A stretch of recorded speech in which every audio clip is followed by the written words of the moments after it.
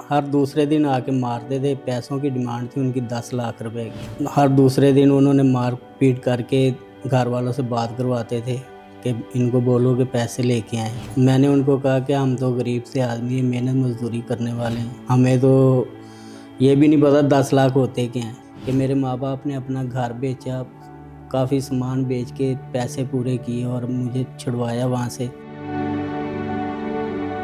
कहते हैं कि तुम क्या जानो मोहब्बत के मीम का मतलब, मिल जाए तो मुआवजा, ना मिले तो मौत। अब आप सोच रहे होंगे कि मेरा ये शेर पढ़ने का क्या मतलब है। आपको आज हमारे साथ जो शख्सियत मौजूद है, इनको मोहब्बत हो जाती है। और मोहब्बत किससे होती है? लड़के नुमा लड़की से। कच्चे के डाकू लड़की बनके इनको अपने झांसे में फंसाते हैं और वहां बुलाकर तावान लेकर इन्हें छोड़ भी देते हैं।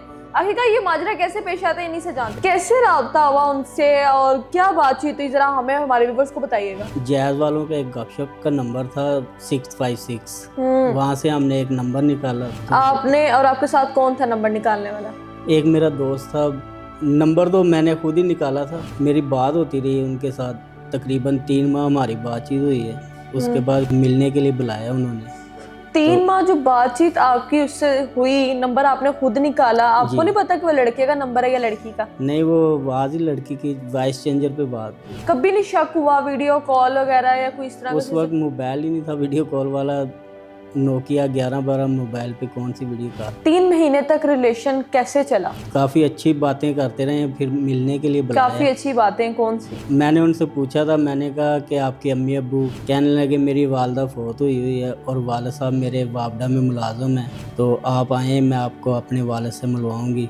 आप अकेले चले गए बगैर माँ बाप के, बगैर बहन भाइयों के? जी। आपने अकेले जाते हुए नहीं सोचा कि एक लड़की कैसे अकेले बंदे को अपने फैमिली से मिलवाएगी, अपने बाप से कैसे मिलवाएगी?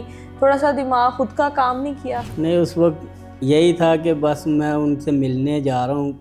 फिर वो कह रही थी कि अपने घर वालों को बुलवाना, फिर शादी की बात करेंगे। और वो कौन निकले? कच्चे के डाकू थे, लड़के थे। लड़के थे। आप जब उन्होंने आपको बताया कि आपने इस जगह पर आना है, क्या जगह का नाम बताया? ये उन्होंने पहले बताया सादकाबाद आना है। सादकाबाद पहुंच के फिर उन्होंने कॉल की कि यहाँ से आपने आना है कोट सब्जल। वहाँ से डारसन डाले आते हैं अंदर, उस पे बैठ के आपने अंदर आना है मोहाना मोड़। वहाँ पे उतर के आपको हमारा एक लड़का लेने आएगा, उसके साथ आपने आ जाना। वहाँ से आप लड़के के साथ चले गए? जी। फिर कितनी देर अगवा रखा उन्होंने? तकरीबन 1 महीना 18 दिन। 1 महीना 18 दिन क्या सलूक किया? हर दूसरे दिन आके मारते थे। पैसों की डिमांड थी उनकी 10 लाख रुपए की। हर दूसरे दिन उन्होंने मार पीट करके घर वालों से बात करवाते थे कि इनको बोलो कि पैसे लेके आएँ। मैंने उनको कहा कि हम तो गरीब से आदमी हैं, मेहनत मजदूरी करने वाले हैं, हमें तो ये भी नहीं पता 10 लाख होते क्या हैं।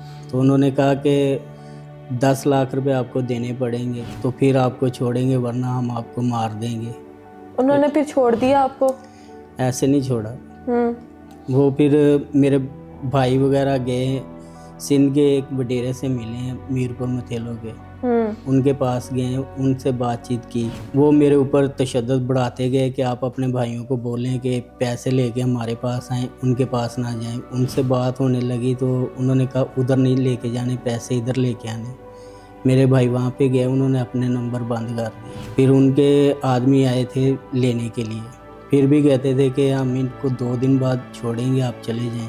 उन्होंने कहा था कि नहीं, हम इसको साथ लेके जाएंगे, ये हमारे वडेरे का ऑर्डर है कि इसको साथ लेके जाना है। उसको कहते थे कि चलें, ज़्यादा नहीं तो 5 लाख रुपए हमें लेके दें। उसने कहा नहीं, ये गरीब आदमी कहाँ से देंगे। फिर उन्होंने कहा कि कुछ ना कुछ हम लेके ही छोड़ेंगे। फिर 3 लाख में हमारी बात डालनी। 3 लाख रुपया देकर उन्होंने आपको छोड़ दिया। उसके बाद फिर कभी किसी ने तंग किया हो या कोई इस तरह का मामला पेश आया हो? नहीं, जब मैं घर आया था तो उनकी कॉल आई थी, मैंने रिसीव नहीं की। फिर मेरे ही नंबर उन्होंने अपने पास रखे हुए थे, मैंने आके अपने नंबर बंद करवा दिए थे। नंबर बंद करवा दिए, बिल्कुल कांटेक्ट खत्म हो गया।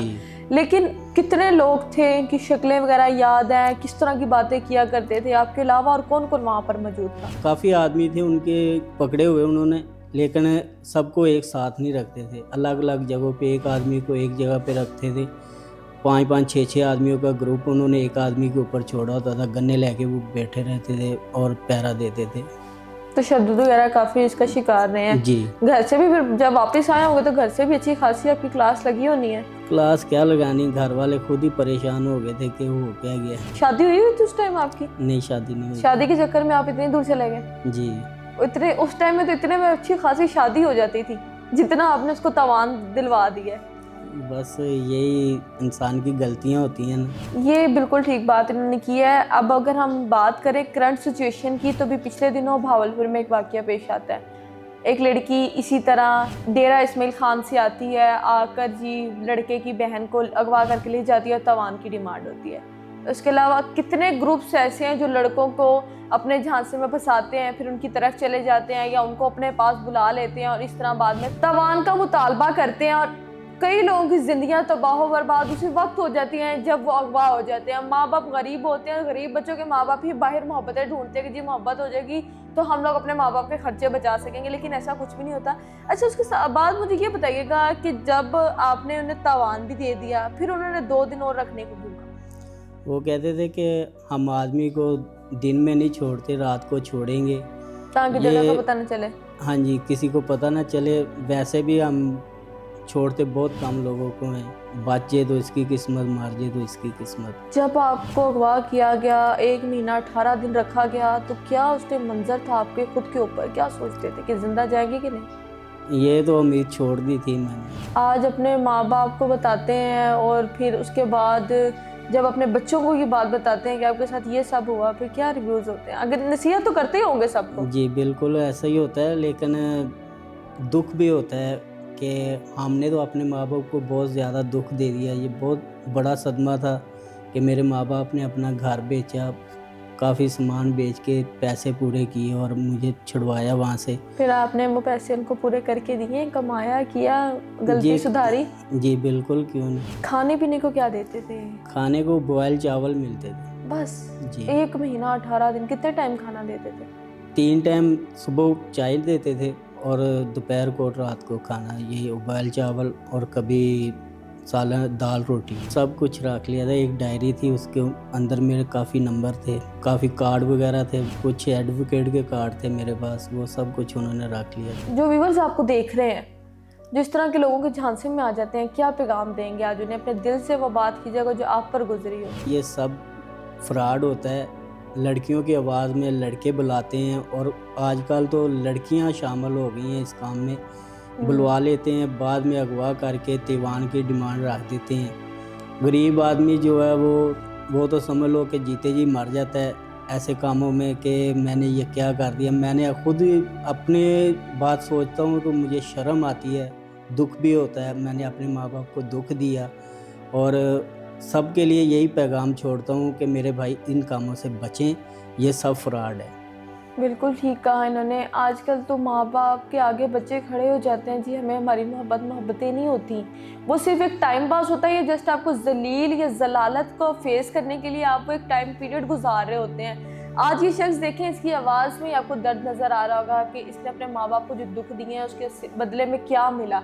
एक लड़की के चक्कर में यहाँ से जाते हैं, कहाँ कहाँ जाकर भी जी, फिर माँ बाप का घर भी बिकवा दिया, जेवर बिकवा दिया, हर चीज़ बिक जाती है। जिस वक्त ये बात कर रहे हैं 2010 की बात है और ये आज मंजर आम पर आए हैं कि ये बताना चाह रहे हैं कि अब बहुत ज़्यादा किसी इस तरह के सामने आ रहे हैं। ये वो शख्स है जो उनके हाथ से निकल कर आज यहाँ पर हमारे साथ मौजूद है। प्रोग्राम कैसा लगा लाजमी बताइएगा।